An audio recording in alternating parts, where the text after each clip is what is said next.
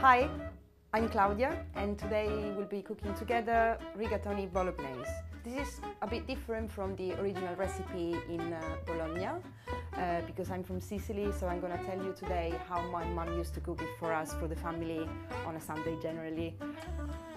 You want your fire to be medium, bit of olive oil, then like maybe 2 or 3, 4 tablespoons, let's say. Butter.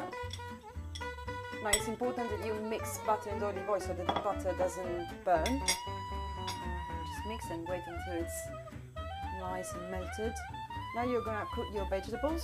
You just add them all at the same time, so the carrot, the celery and the onion.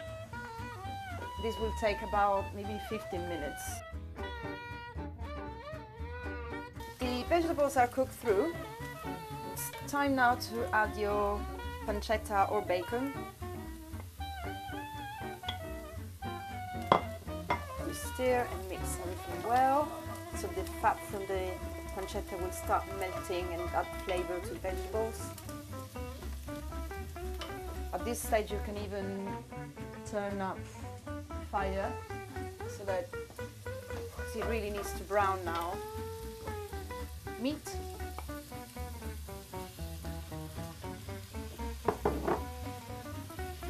Just try to break the mince, so otherwise you're going to end up with a burger.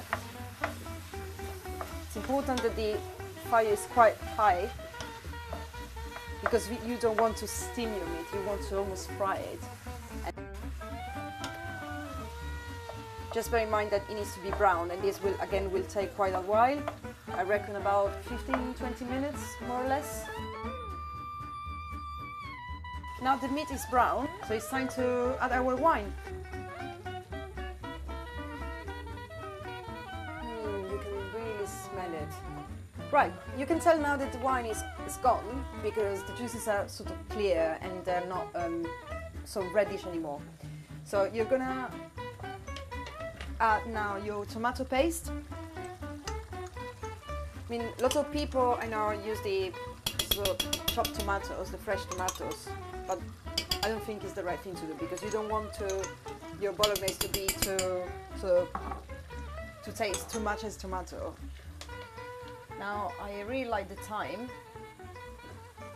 Some people put oregano or basil, but for me the thyme is just perfect because it's more herby and it marries really, really well with the flavor of the meat. The next step is to add your stock.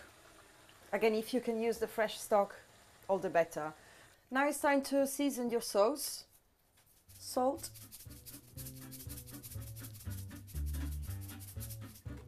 Not too much because the pancetta is already quite salty. Bay leaves. Just make sure you remember to remove them before you actually serve the pasta. Put a black pepper.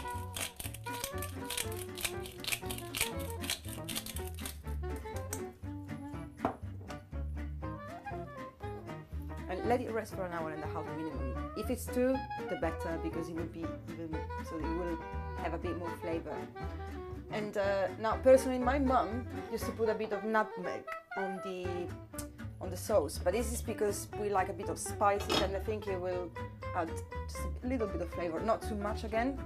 You don't want to have a curry or some exotic dish. This is Italian, so very plain. And you cover it.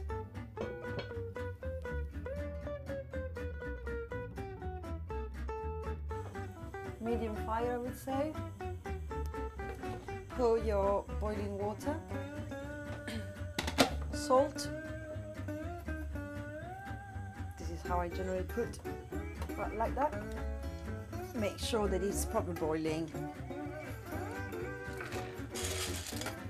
I think one of the most important things for Italian cuisine is not to overcook pasta. My dad will never ever eat an Italian dish, a pasta dish, which is overcooked. So, for example, if your Pasta supply is telling you to tell the pasta for 10 minutes. It's always 8 because you need a couple of extra minutes to mix the sauce with the pasta, and because it's still really hot, that would sort of continue cooking the dish. What a smell! So now you're gonna mix the pasta with your sauce, which is the most exciting moment. Time to plate up.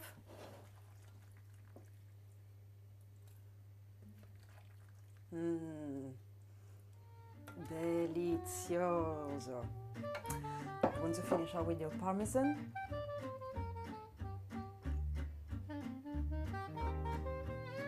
Some sort of thyme leaves, just for decoration, to make it a bit more vibrant.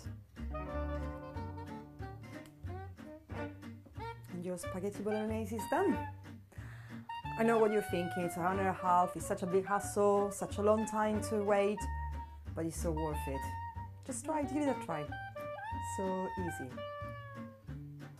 I know it's called spaghetti bolognese, and it's in fact rigatoni.